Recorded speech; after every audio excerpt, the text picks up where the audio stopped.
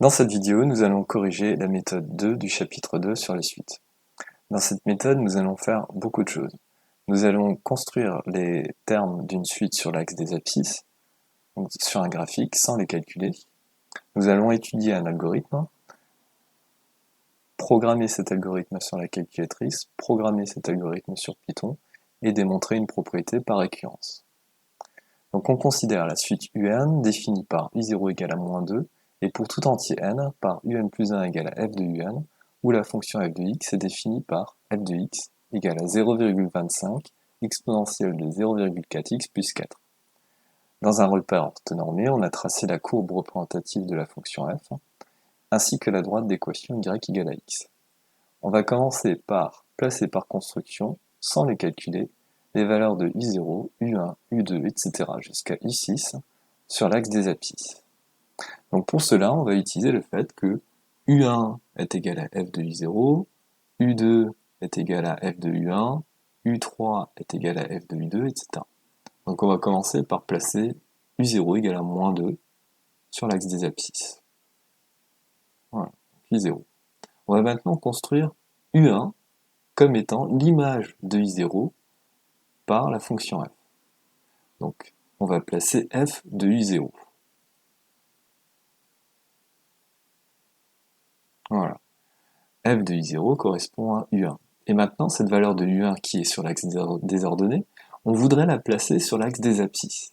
Donc pour cela, on va utiliser la droite d'équation y égale à x. Donc on va reporter cette valeur de u1 sur cette droite, qu'on va ensuite reporter sur l'axe des abscisses. Et on a ainsi construit u1. Et on va faire de la même façon pour construire u2, u3, u4, etc. Donc, construisons u2 de la même façon. Donc u2, c'est f de u1, qu'on reporte sur la droite d'équation y égale à x, et qu'on reporte ensuite sur l'axe des abscisses. De la même façon, on construit u3, u4, u5 et u6. Donc avec ce graphique, avec ces valeurs qui sont placées sur l'axe des abscisses, on peut conjecturer, donc conjecturer signifie faire une hypothèse, sur le sens de variation et la limite de la suite UN. Donc on voit que les termes sont de plus en plus grands, donc la suite UN semble croissante, et les termes vont être de plus en plus grands et ne vont pas tendre vers un nombre, mais a priori diverger vers plus l'infini. Donc c'est la conjecture que l'on fait ici. Passons maintenant à la question 2. On donne un algorithme écrit en pseudocode et en langage Python. Première question, quel est le rôle de cet algorithme qui est appelé algorithme de seuil? Eh bien, si on regarde cet algorithme et qu'on le compare aux informations d'énoncé, donc à la définition de la suite UN. U0 au départ vaut moins 2. C'est la valeur initiale de grand U. Et tant que U est plus petit qu'un nombre A, qui est donné, on calcule les termes de la suite UN. Voilà. Donc on les calcule tant que les termes de cette suite sont plus petits qu'un nombre A donné. Et une fois qu'on a fini de les calculer, on demande à l'algorithme d'afficher la dernière valeur de n, donc le dernier rang calculé. Donc en fait, cet algorithme sert à déterminer le rang à partir duquel les termes de la suite deviennent plus grands que grand A. On va maintenant appliquer cet algorithme en pseudocode avec grand A égale à 10. Et on va remplir le tableau suivant autant que nécessaire. Donc on va faire ça avec la calculatrice. Donc on va calculer les différents termes de la suite avec la calculatrice et on va répondre à la question qui est posée.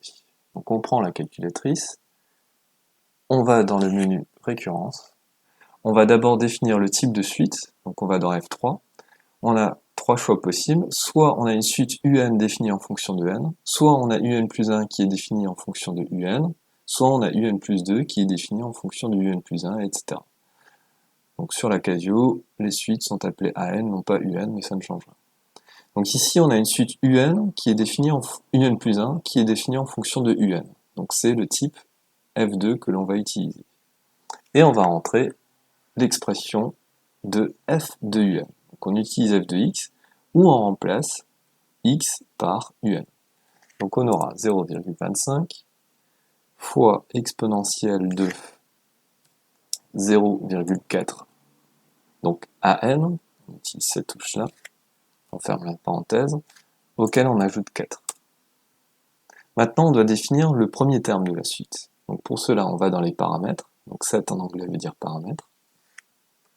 Donc on va calculer les termes de la suite de 0 jusqu'à, mettons, 10, et on va définir le premier terme de la suite qui vaut ici moins 2.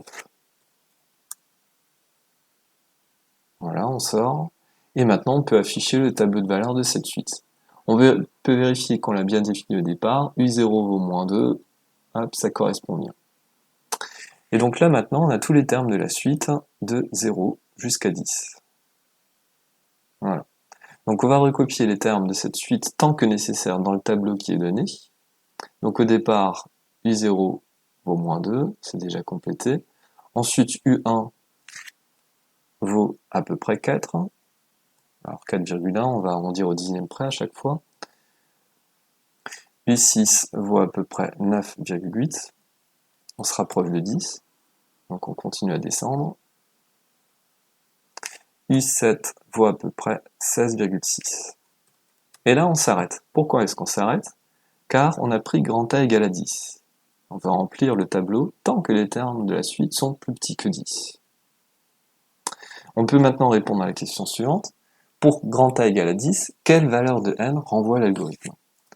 Eh bien l'algorithme va renvoyer le dernier rang calculé, donc à savoir 7. Question suivante. En programmant cet algorithme en Python, on va déterminer la valeur de n obtenue en sortie lorsque A vaut 10 000.